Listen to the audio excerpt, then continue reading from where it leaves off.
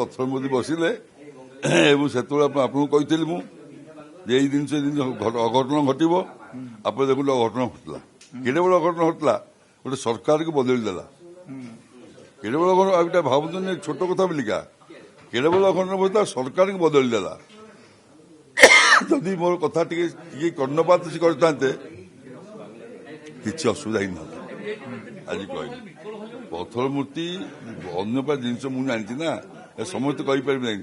ତା ତ ଜଗନ୍ନାଥ ମନ୍ଦିରରେ ପଥର ମୂର୍ତ୍ତି ବସିଥାନ୍ତେ, କାହିଁକି ଦାରୁ ମୂର୍ତ୍ତି ବସିକି ଇଏ ହଉଛି। ସେଥିଯୋଗୁଁ ପଥର ମୂର୍ତ୍ତିକି ରଥକୁ ଭିଡ଼ିଲେ ତାଙ୍କ ଧୀରେ ଖଣ୍ଡିଆ ଖାବରା ହେଲା। ଖଣ୍ଡିଆ ଖାବରା ହେଲା ସେଟା ବହୁତ ଖରାପ ଫ୍ୟାକ୍ଟର, ଇଏ ଦୀଘା ଫ୍ୟାକ୍ଟର ହେବ ବୋଲି କୁହାଯାଉଥିଲା।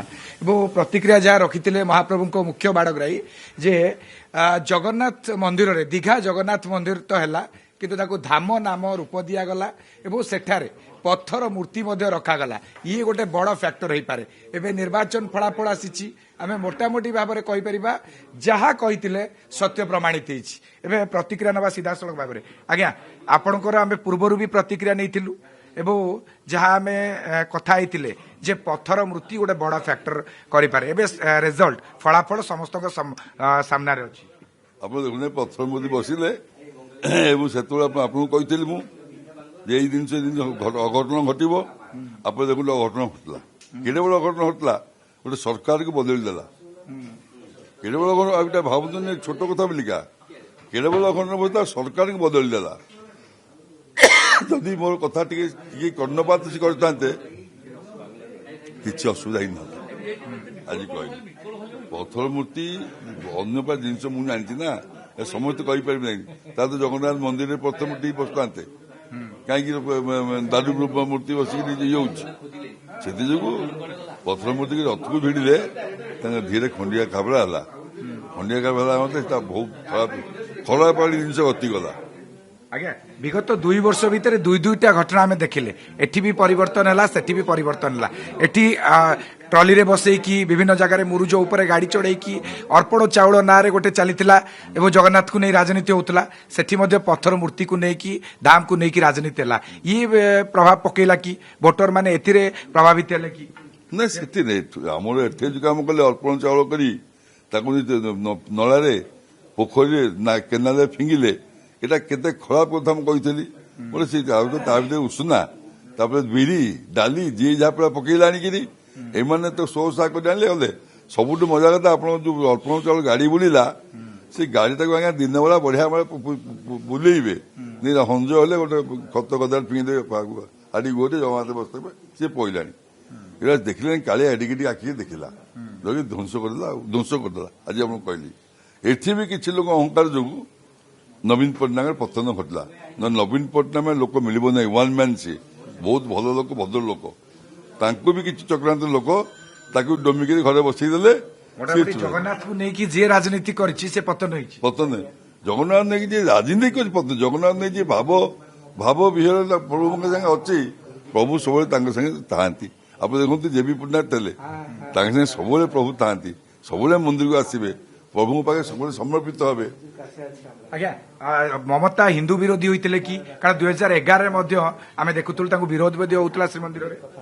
ନା, ହିନ୍ଦୁ ହେଇନାହାନ୍ତି, କିଛି ଥାଆନ୍ତି। ଶୁଣାଯିବା ମୁଁ କହିଲି ସେ କେବେ ହିନ୍ଦୁ ବିରୋଧୀ ହୋଇନି, କାହିଁ ମିଛ କହିବାକୁ ଯିବି।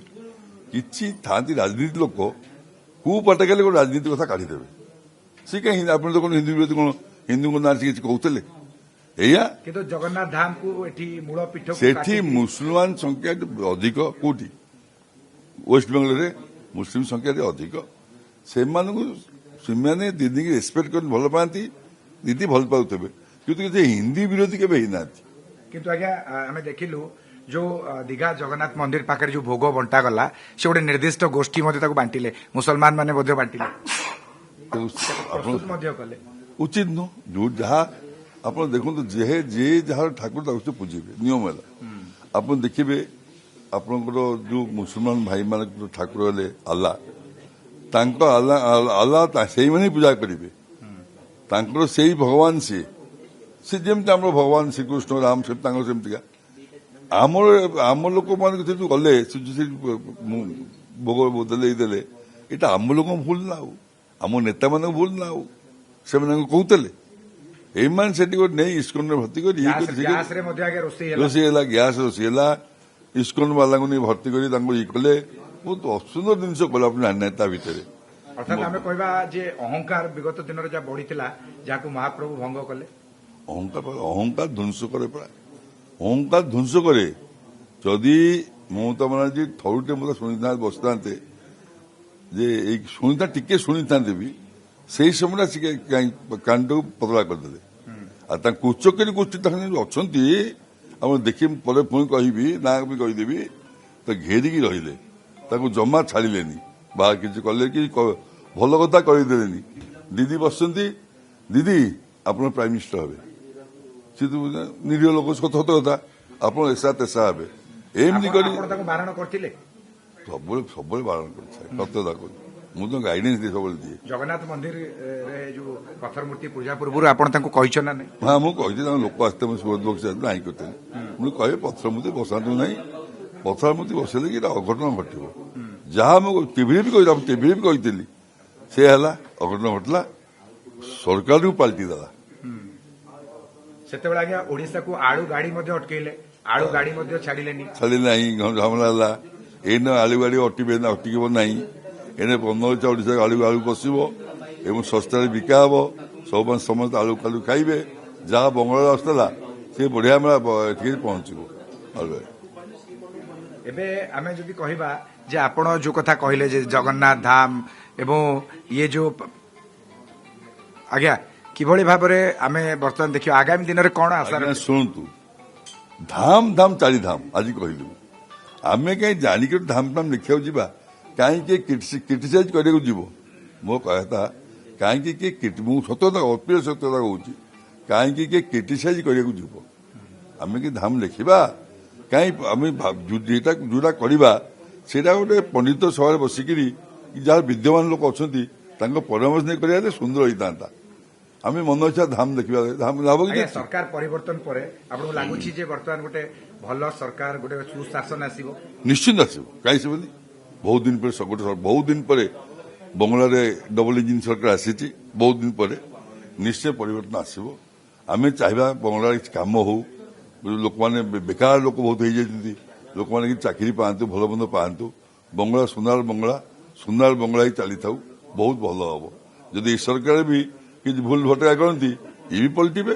କିଏ ଚିରସ୍ଥାୟୀ ନୁହଁ, ଆଜି ଆପଣଙ୍କୁ କହିଲି ମୁଁ। ଜ୍ୟୋତି ବସୁମାର ଲୋକ ପଲଟି ଯାଇଛନ୍ତି, ଚିରସ୍ଥାୟୀ କିଏ ନୁହଁ। ବୁଦ୍ଧଦେବ ଯାଇଛନ୍ତି, ଚିରସ୍ଥାୟୀ କିଏ ନୁହଁ। କିନ୍ତୁ ଗୋଟେ କଥା, ମମତା ବାନାର୍ଜୀ ବହୁତ କଷ୍ଟ କରୁଛନ୍ତି, ଆଜି କହିଲି।